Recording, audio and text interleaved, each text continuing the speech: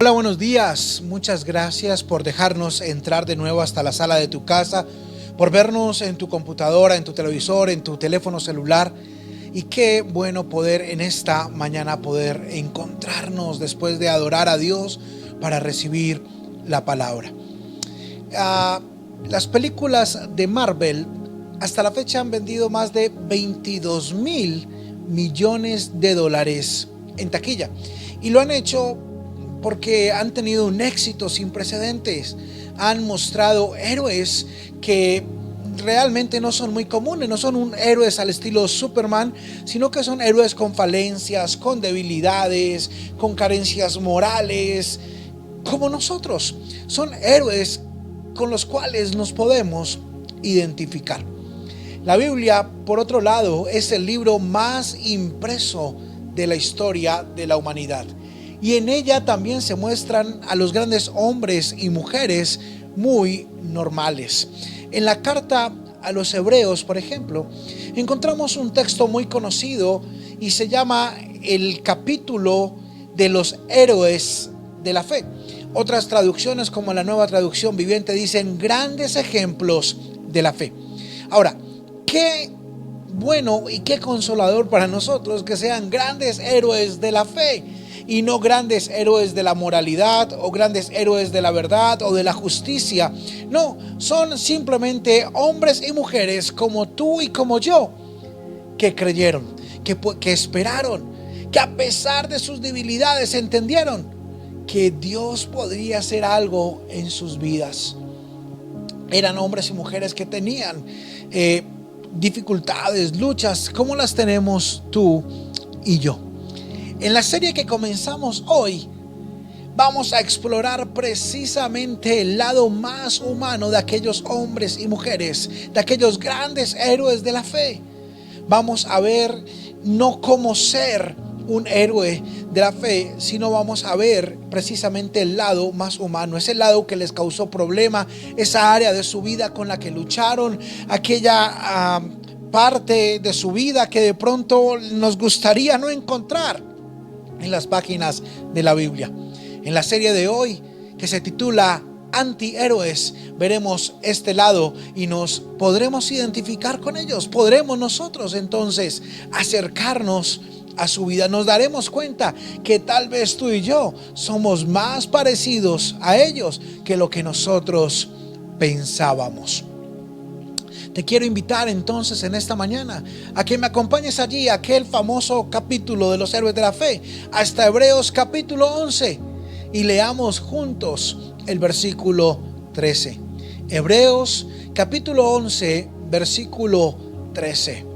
Dice de la siguiente forma, recuerda, estamos leyendo en la Nueva Traducción Viviente. Dice: todas estas personas, ¿cuáles todas estas personas? Todos esos grandes ejemplos de fe, todos esos héroes de la fe, todas estas personas murieron aún creyendo lo que Dios les había prometido.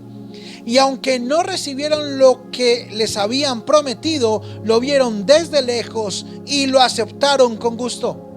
Coincidieron en que eran extranjeros y nómadas aquí en este mundo. Señor, te damos gracias por tu palabra. Te damos gracias, Señor, porque tú nos hablas. Y te quiero pedir, Señor, en esta mañana que tú toques nuestros corazones, que tú traigas aliento, consuelo, pero que también retes nuestras vidas, Señor, en esta mañana a través de tu palabra. Te damos gracias, Señor, porque tú eres bueno, porque tú eres fiel, Señor. Y queremos, Señor, descansar en ti, Señor, y en tu palabra.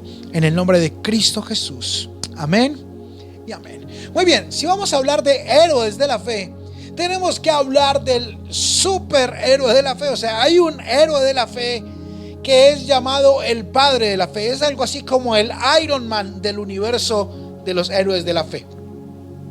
En este capítulo encontramos de hecho 8 versículos que nos hablan acerca de este gran hombre, acerca de Abraham o Abraham, como posteriormente se iba a llamar. Y quiero que me acompañes entonces a investigar un poco, a leer un poco en las páginas de la Biblia quién era este hombre Abraham. Porque nos dice, por ejemplo, Hebreos 11, que él obedeció, que él vivió por fe, que él esperó, que él recibió. Pero Abraham también tuvo un lado muy humano. No todo en la vida de Abraham fue muy meritorio.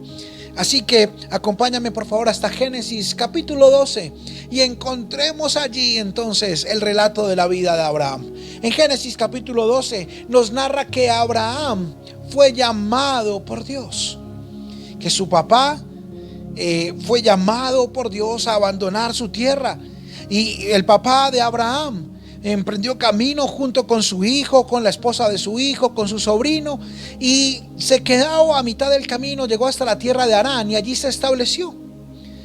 El día en que el padre de Abraham murió, Abraham recordó el llamado que Dios le había hecho. Así que tomó a su sobrino, a su esposa y a toda la gente que se les había unido y siguieron desplazándose hacia el occidente hasta llegar a la tierra de Canaán.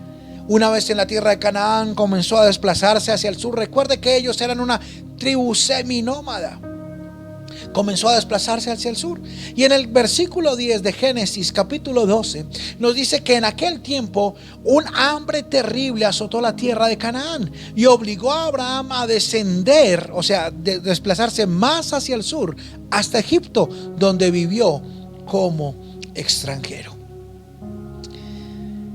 Allí entonces encontramos a Abraham, el paradigma, el gran héroe de la fe, viviendo bajo presión, bajo una gran hambre que azotó la tierra. Y en los versículos 11 y 13 de Génesis 12, Génesis capítulo 12, versículos 11 y 13, mira lo que dice. Al acercarse a la frontera de Egipto, Abraham le dijo a su esposa Sarai: mira, tú eres una mujer hermosa. Cuando los egipcios te vean van a decir: ella es su esposa, matémoslo y entonces podremos tomarla. Así que por favor diles que eres mi hermana, entonces me perdonarán la vida y me tratarán bien debido al interés que tienen en ti. ¿Habrías imaginado a Abraham en este papel? Abraham tenía problemas en su vida, problemas de carácter, problemas de conducta. Así que si estás tomando nota, te quiero invitar en esta mañana a que pongas un primer punto allí. Abraham luchaba con la mentira, pero luchaba con la mentira porque Abraham sentía temor. Abraham sentía temor. Abraham tuvo temor de lo que los egipcios fueran a hacer. Abraham sencillamente se angustió y le dijo a su esposa: ve y diles que eres mi hermana. Él tenía miedo de que lo mataran. Él tenía miedo de lo que iban a decir los egipcios. Mira lo que dice: ellos te verán y dirán: ella es su esposa, matémoslo y tomemos a su esposa. Abraham sencillamente estaba presuponiendo lo que los egipcios iban a decir cuando vieran a su esposa. Cuando recién nos casamos, Adriana y yo, recuerdo muy bien que yo tenía la costumbre de imaginarme conversaciones. Por ejemplo, tenía una conversación con mi jefe en la tarde y en la mañana mientras me duchaba, comenzaba en la ducha a decir lo que le iba a decir yo a mi jefe. Pero después me imaginaba qué era lo que él me iba a contestar y yo comenzaba a decirle lo que yo le iba a contestar. Si él me decía lo que yo me imaginaba que él me estaba contestando, bueno, ya los embolaté. Pero el hecho en esta mañana es que yo tenía muchas presuposiciones. Tenía en mi mente muchas ideas de lo que la gente iba a hacer o a decir acerca o en respuesta a lo que yo hacía o decía. Y lo mismo le pasaba a Abraham. Abraham estaba lleno de prejuicios porque él sencillamente pensaba que los egipcios lo iban a matar para tomar a su esposa. Qué interesante. Tal vez eso nos pasa a nosotros más de lo que nosotros creemos. Ahora, la Biblia es muy insistente con el no temas. Encontrarás muchísimas veces. De hecho, algunos estudiosos dicen que está 365 veces en la Biblia la frase no temas. Casi como que para que cada uno de los días del año tuviera un no temas. Es como si Dios supiera que cada día nosotros nos vamos a enfrentar con el temor. Y la Biblia es muy insistente: no temas, no temas. ¿Por qué? Porque el temor nos lleva a creer cosas que no son ciertas. El temor nos lleva a obrar o a hacer cosas que no tenemos que hacer, y nos lleva a no hacer aquellas cosas que sí tenemos que hacer. Así que tú y yo, al igual que Abraham, tenemos que luchar cada día con el temor. ¿Recuerdas? La semana pasada estábamos hablando acerca del profeta Isaías, y Dios le decía al profeta Isaías: no temas lo que ellos temen, ni vivas atemorizado.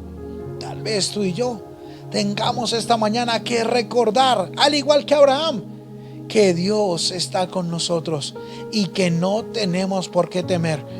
Que pase lo que pase a nuestro alrededor, nuestra vida sigue estando en las manos de Dios.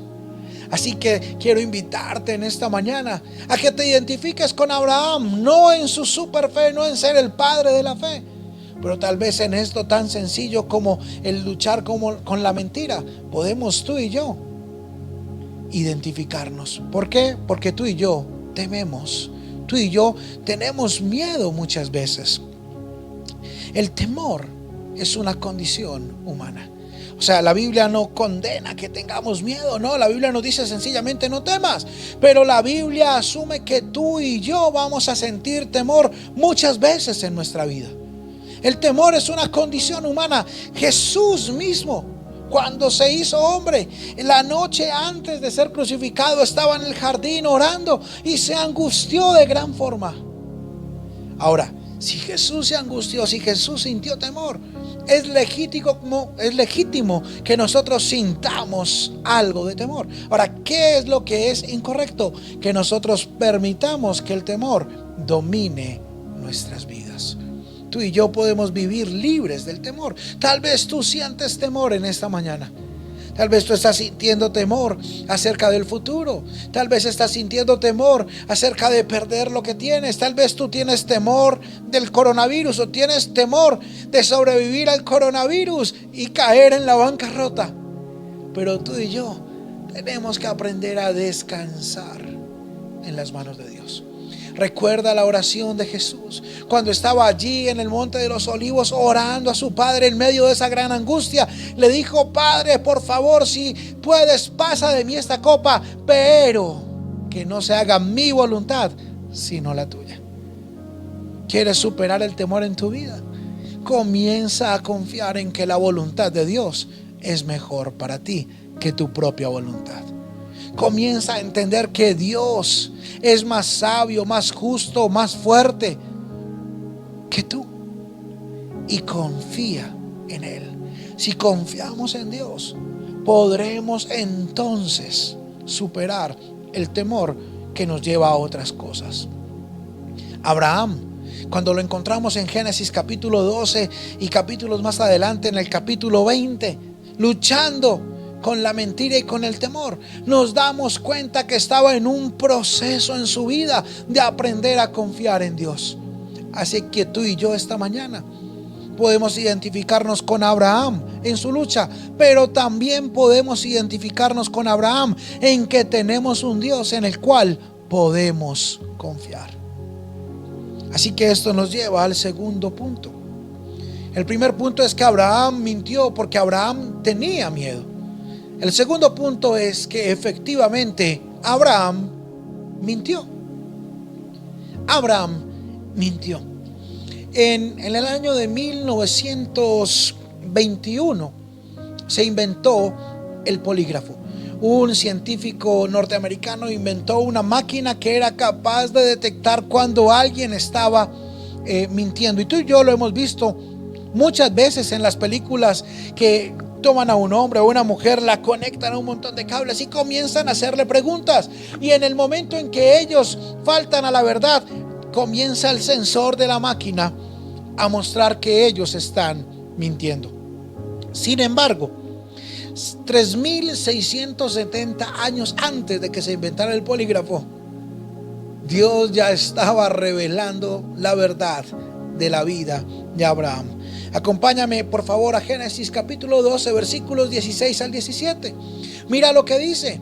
Entonces el faraón le dio a Abraham muchos regalos a causa de ella: ovejas, cabras, ganado, asnos y asnas, siervos, siervas y camellos. ¿Por qué pasó esto? Porque Abraham, una vez que llegó a Egipto, evidentemente la belleza de Sara llamó la atención. Se llevaron a Sara al palacio del faraón, y el faraón le dio a Abraham muchos regalos por su esposa. Yo no sé cómo Sara hizo para perdonar a este hombre. La vendió. Pero sigue leyendo conmigo, Génesis capítulo 12, versículos 16 al 17. Pero el Señor le envió plagas al faraón. Le envió plagas al faraón, y entonces el faraón tuvo que devolver a Sara a su esposo. ¡Wow! El Señor estaba dejando al descubierto a Abraham.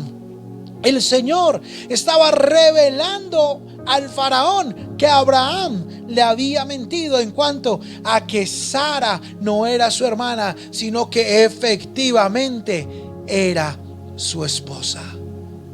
Qué tremendo lo que estaba pasando. Ahora, si bien la Biblia menciona y nos deja ver que hasta cierto punto está bien sentir temor, lo que no justifica la Biblia de plano es que nosotros estemos mintiendo a causa del temor. Ahora, ¿cuántos de nosotros hemos mentido a causa del temor? Todos, ¿no? Desde chiquitos, cuando nos pillaban haciendo algo que no teníamos que hacer, comenzábamos a mentir. Cuando sentíamos que no íbamos a obtener lo que teníamos, mentíamos. Cuando sentimos que nuestro matrimonio está en problemas, mentimos. La mentira es prácticamente la primera línea o el primer método de defensa que aprendemos los seres humanos. No tienes que enseñarle a ningún niño a mentir. Ellos vienen por defecto con la habilidad de mentir. Abraham mintió porque sintió mucho miedo. Sin embargo, la Biblia no justifica la mentira de Abraham ni de nadie. De hecho, la Biblia nos dice que Dios es verdad. La Biblia nos dice, por ejemplo, que Jesús, cuando enseñaba, solía decir: te digo la verdad, o la verdad les digo. En otras traducciones, lo recordarán ustedes, Jesús decía: de cierto, te digo. Cuando Jesús enseñaba a la gente, solía decir y reaccionar diciendo: Él enseña con la verdad. La Biblia nos dice que nosotros debemos de vivir en la verdad. Dice primera y segunda de Juan: vivan la verdad. Ahora, tenemos un problema, que al igual que Abraham, tú y yo mentimos. ¿Cuántos de nosotros mintieron la última semana? Todos. Todos nosotros mentimos de alguna forma durante la última semana. Todos nosotros tenemos tiempos en los cuales mentimos. Recordarás el caso en Lucas capítulo 18, nos relata la historia de aquel hombre fariseo que entró al templo a orar. Y dice aquel hombre dice Jesús, que era quien contaba la historia, que este hombre fariseo comenzó a orar y dijo: Señor, yo te doy gracias porque nunca miento, porque yo no engaño, porque yo no peco, en nada me parezco a aquel recaudador de impuestos. Wow. Yo creo que a veces nosotros somos como aquel hombre fariseo que, diciendo no miento, no engaño, no peco, efectivamente estamos pecando, mintiendo y engañando. Y a veces queremos engañar a Dios. Queremos impresionar a Dios con nuestra moralidad. Queremos impresionar a otras personas. Pero la Biblia nos muestra que cada uno de estos hombres y mujeres de fe, al igual que nosotros, no es perfecto. Y es un error cuando intentamos parecer superhéroes de la fe. Cuando nos ponemos aquel disfraz de cristiano y queremos hacerle ver a las personas que somos diferentes o que somos mejores que ellas. Algo que me encanta a mí los domingos por la mañana, pero al mismo tiempo me llama mucho la atención, es que cuando voy camino a la iglesia podemos diferenciar la cantidad de cristianos que están yendo hacia las iglesias. Nos vemos todos bien arregladitos, todos en familia, vemos familias caminando de la mano hacia las iglesias. Nos vemos a nosotros mismos en el carro llegando a la iglesia, poniendo la mejor cara. Pero ¿será que somos así toda la semana o no? Tú y yo tenemos que dejar de aparentar. Y podemos identificarnos con Abraham en algo también, no solamente en que mentimos, sino en que Dios se encarga de tratar con nuestra mentira como trató con la mentira de Abraham. Examinémonos a nosotros mismos. Permitamos que Dios nos lleve a vivir en su verdad. En el Salmo 25, el rey David dice lo siguiente. Salmo 25, versículos 1 al 5 dice: oh Señor, te entrego mi vida. ¿Cuántos pueden decir eso esta mañana? Oh Señor, yo te entrego mi vida. Y continúa el rey David diciendo: confío en ti, mi Dios. No permitas que me avergüencen, ni dejes que mis enemigos se regordeen en mi derrota. Nadie que confíe en ti será jamás avergonzado, pero la deshonra les llega a quienes tratan de engañar a otros. Muéstrame la senda correcta, oh Señor. Señálame el camino que debo seguir. Presta atención a lo que sigue. Guíame con tu verdad y enséñame, porque tú eres el Dios que me salva. Guíame con tu verdad y enséñame. Señálame el camino que debo seguir. David sabía muy bien que para vivir en la verdad necesitamos la verdad de Dios. Pero no solamente necesitamos la verdad de Dios, sino que Dios nos guíe a través de su verdad.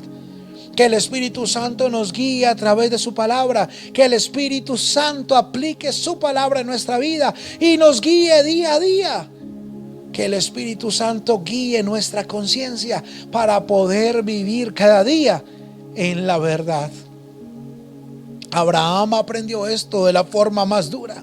Sus propios enemigos, sus propios contradictores tuvieron que decirle: ¿por qué nos has engañado?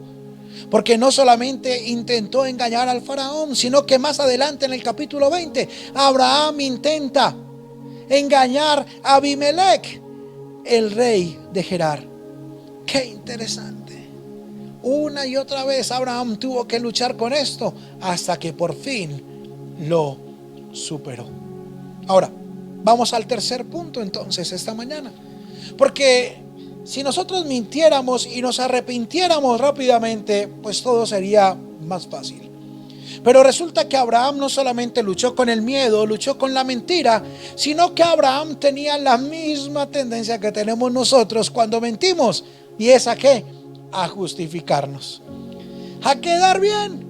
Yo recuerdo, por ejemplo, cuando yo era niño y mi mamá me cogía en una mentira, inmediatamente yo tenía otra mentira para tapar la mentira. Y se volvía una mentira como una bola de nieve que iba creciendo y creciendo, rodeándose de mentiras. Eventualmente yo llegaba a creerme mis propias mentiras. Pero la Biblia nos invita a poder nosotros superar esa tendencia a justificarnos. Abraham luchó con esto también. En Génesis capítulo 20, cuando el Señor le revela al rey Abimelech que Abraham le había mentido. ¿Y con qué le había mentido Abraham al rey Abimelech? Nuevamente con su esposa. Se la dio por esposa, se la entregó a él diciendo que era su hermana. Pero el Señor despertó a Abimelech por la noche y le dijo: ni la vayas a tocar, Abimelech. Ni la vayas a tocar, porque esta mujer es la esposa de aquel que te la entregó. Así que Abimelech va y confronta a Abraham, y Abraham le dice: es que yo pensé. Mire, en Génesis capítulo 20 versículos 11 al 13, Abraham le contestó, lea conmigo. Génesis capítulo 20 versículos 11 al 13. Abraham le contestó: yo pensé. ¿Qué estaba haciendo Abraham? Justificándose. Dijo: ese es un lugar donde no hay temor de Dios. Ellos querrán tener a mi esposa y me matarán para conseguirla. Nuevamente Abraham pensó, y pensó mal, y se justificó. Ahora, qué interesante. Nosotros solemos decir: es que yo pensé. Es que yo pensé. Y pensamos que el hecho de nosotros pensar justifica o puede llegar a justificar nuestra mentira. ¿Les ha pasado eso? A mí me ha pasado. A mí me ha pasado. Hemos intentado justificarnos. Es que yo pensé, yo creí. Es que yo pensaba que. Esas frases son muy comunes en nosotros. Ahora, mire lo que pensaba Abraham. Él dijo: en este lugar no hay temor de Dios. ¡Wow! ¡Qué paradójico! Él pensaba que ellos lo iban a matar porque ellos no temían a Dios. Pero él mentía porque él sí temía a Dios. Como que no nos cuadra, ¿eh? A veces nosotros somos así de incoherentes. Y pensamos que el hecho de que nos vaya a pasar algo, nos ocurra algo, de que alguien no nos entienda, avala el hecho de que nosotros caigamos en mentira y queremos justificar nuestra mentira. O en ocasiones nosotros mismos queremos pedirle a Dios que respalde nuestra mentira. Y Abraham comienza a argumentar con él y le dice: ella de verdad es mi hermana, pues ambos tenemos al mismo padre. Sí, ellos eran medio hermanos, aunque diferentes madres, y yo me casé con ella. Cuando Dios me llamó a abandonar la casa de mi padre y a viajar de lugar en lugar, le dije a ella: hazme un favor, donde vayamos, dile a la gente que yo soy tu hermano. Ahora, Abraham no solamente mintió, sino que puso a su esposa a mentir. Abraham no solamente mintió, sino que puso a Sarai, su esposa, a mentir. Y con su mentira afectó al faraón, afectó a Abimelech, pero también estaba afectando el nombre de Dios. Ellos sabían que él temía a Dios, y tal vez ellos pensaron: se puede temer a Dios y decir mentiras al mismo tiempo. Yo te quiero preguntar: ¿qué pensarán tus amigos acerca del temer a Dios? Estamos afectándola con nuestra forma de vivir, la imagen que otros tienen de Dios. ¿Estaremos tú y yo justificándonos tanto que le hacemos creer a las personas que pueden vivir como nosotros y al mismo tiempo temer a Dios? Qué interesante, porque Abraham luchó con él justificarse. Justificarse es querer quedar bien con las personas. Pero nosotros no tenemos que quedar bien con nadie. ¿Sabes algo que sí tenemos que hacer nosotros? Hacer con nuestra forma de vivir que Dios quede bien. Eso se llama vivir para darle la gloria a Dios, no a nosotros mismos. Nosotros no tenemos que quedar bien con nadie.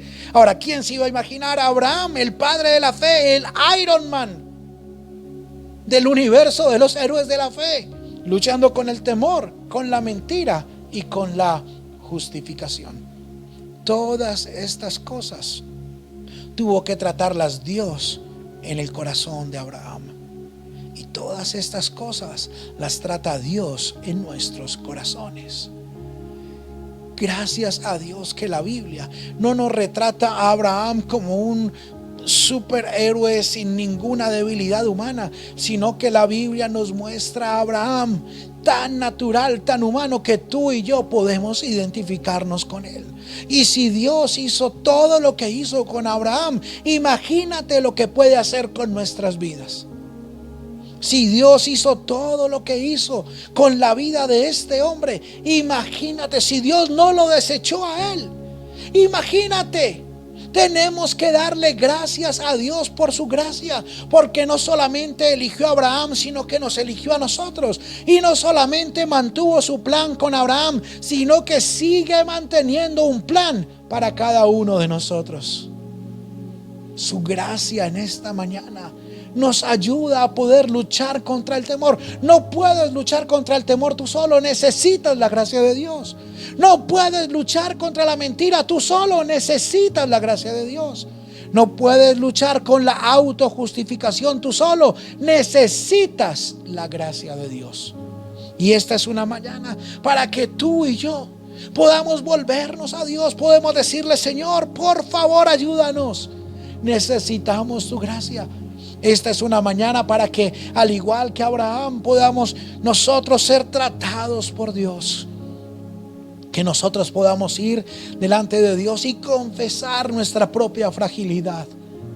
Que nosotros podamos delante de Dios encontrar consuelo, encontrar aliento, encontrar reto, pero también encontrar que es Dios mismo quien nos levanta.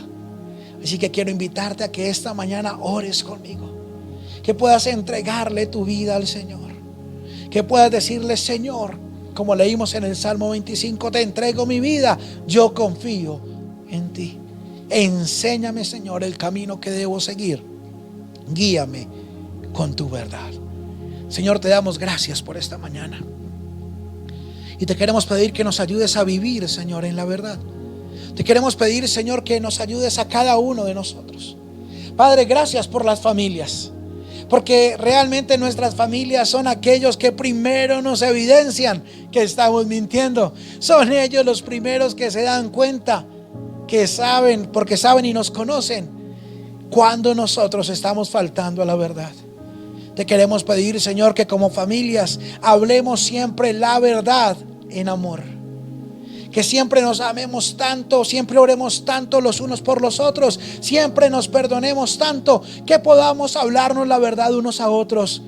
Que no nos ofendamos, Señor, cuando nos llamen la atención y nos inviten a vivir en la verdad, sino que podamos, Señor, arrepentirnos delante de ti y agradecer que tenemos una familia, unos amigos que nos invitan a vivir en la verdad. Quita, Señor, el engaño de nuestro corazón. Señor, que no seamos, Dios, como Abraham, intentando justificarse, que podía pensar en algún momento que estaba bien mentir. Perdónanos, Señor.